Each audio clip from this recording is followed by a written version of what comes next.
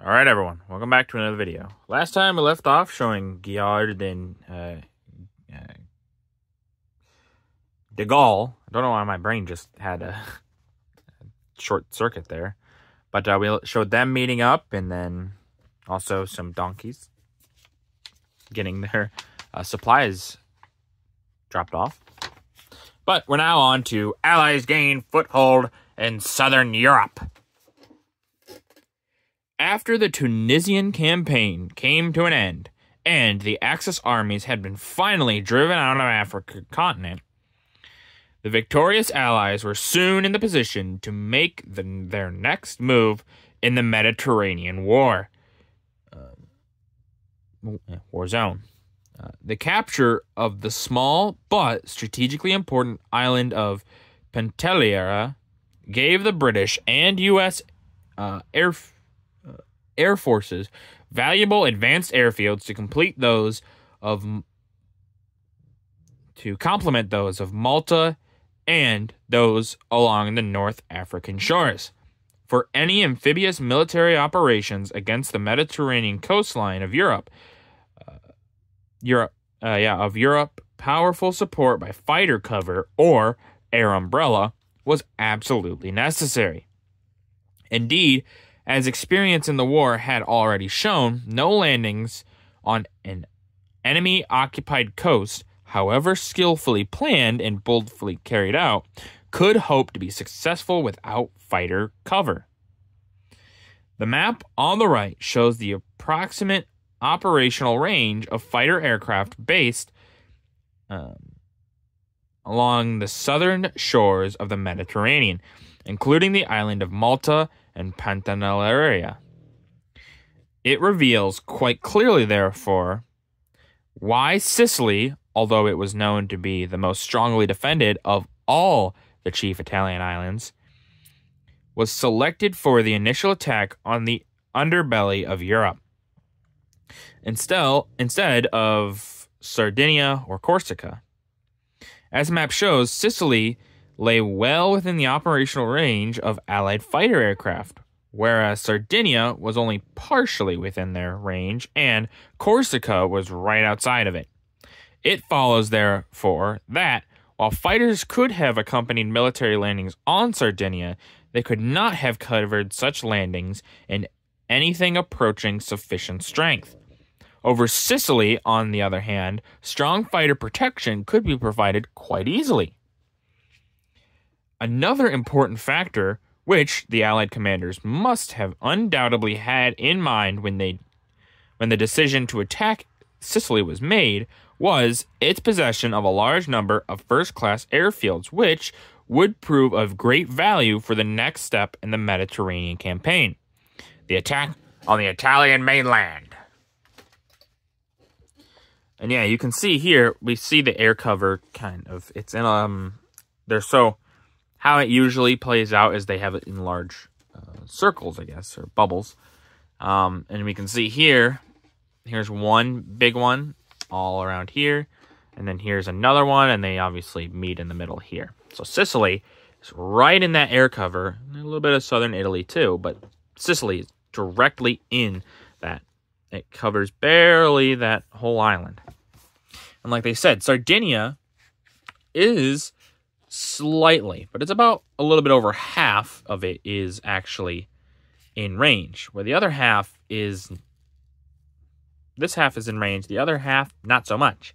So they wouldn't want to attack this because it doesn't give them as much operational advantage with air support. But Sicily being so close, I mean, look, Cape Bon to Sicily, it's only, I think it's like maybe 100 miles, it looks like, but it could be more than that.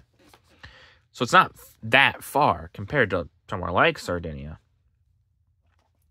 And it helps give a wider cover of the, it would give a wider cover if you got up to Messina. You know, there's a good airfield, presumably, up here.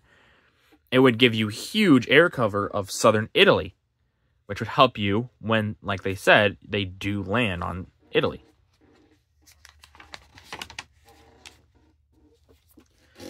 Allied air attacks bring about the surrender of Pantelleria. June 11th, 1943. Allies capture Pantelleria. On June 11th, the small Italian island of Pantelleria surrendered unconditionally. This immediately followed heavy day and night bombing and shelling of enemy garrison from the sea. After two previous Allied ultimatums on June 9th and 10th had been rejected. 1 hour after the surrender, troops of the British 1st Division began to disembark on the island. After overcoming some slight resistance put up by Italian snipers, they quickly gained their objectives. The island was occupied at a very small cost in Allied casualties.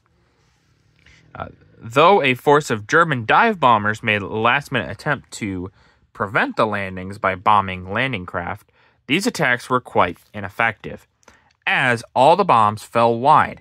Pictures show left bombers over Pantelleria. You can see the bombers there, and you can see places that they've already bombed, the huge smoke columns going into the sky. There's quite a few. There's two bombers there, and then this is presumably taken picture either from their fighter aircraft cover or another bomber. The top right here, we see shelling of Pantelleria. Once again, lots of smoke, so you can assume that that is the bombing that happened on Pantelleria. And then above, right here, is the occupation. You can see troops, what assumes to be either also prisoners or Italian troops or German troops, you know, whichever they could be. But, yeah. Yeah, taking Pantelleria also helps cover that air cover of Sicily and also part of Italy, which will be helpful in the future.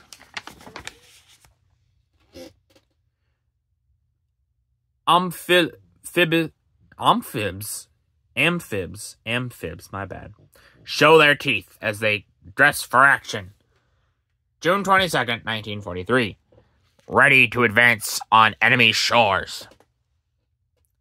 Lined up along the docks of a North African port, a flotilla of LSTs, landing ship tanks, ingests a mammoth menu of vehicles, supplies, and men, which they will disgorge on enemy shores.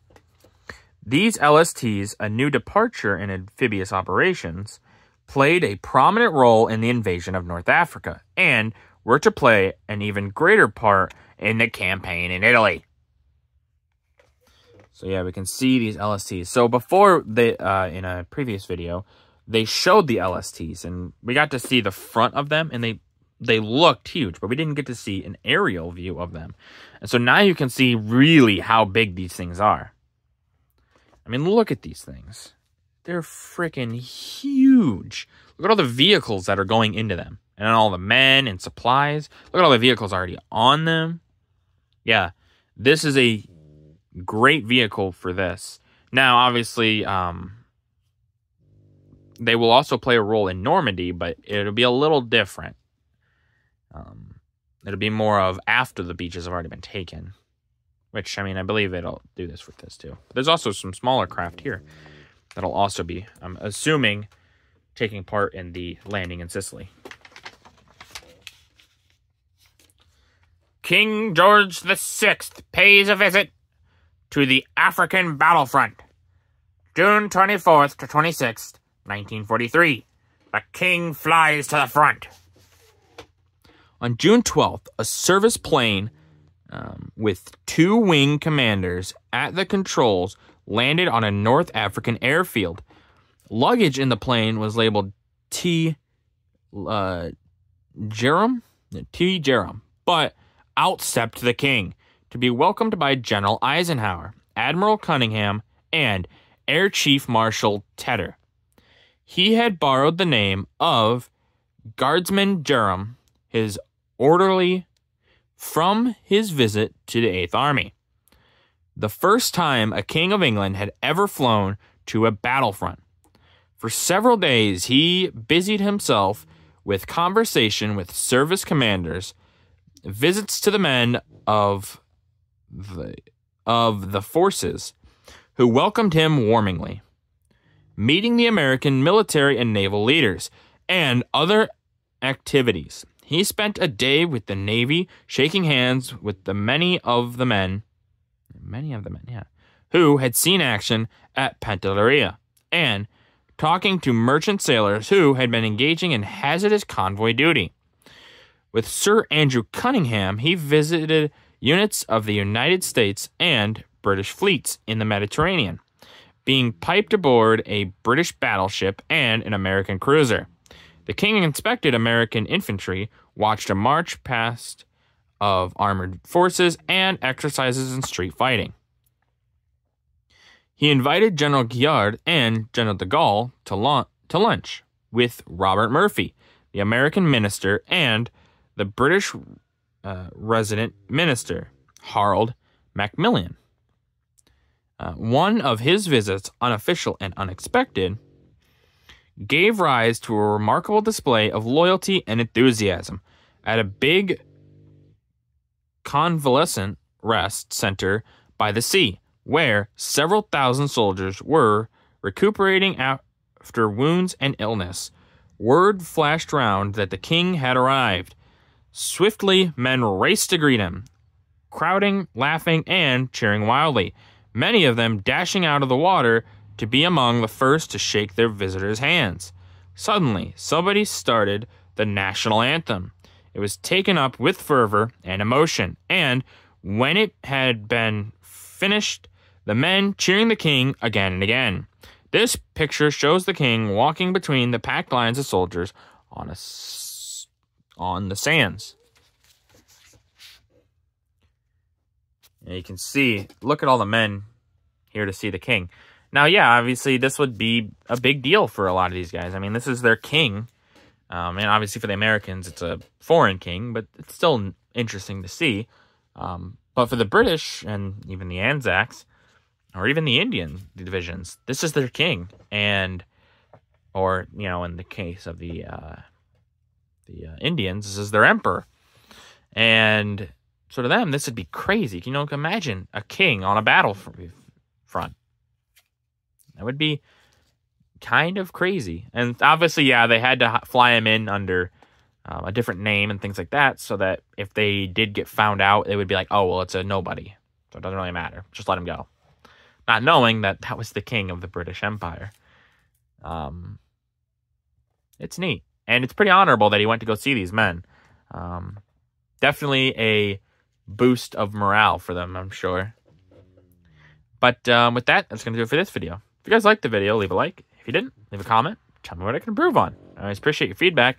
And as always, subscribe. It really does help out the channel. Thank you.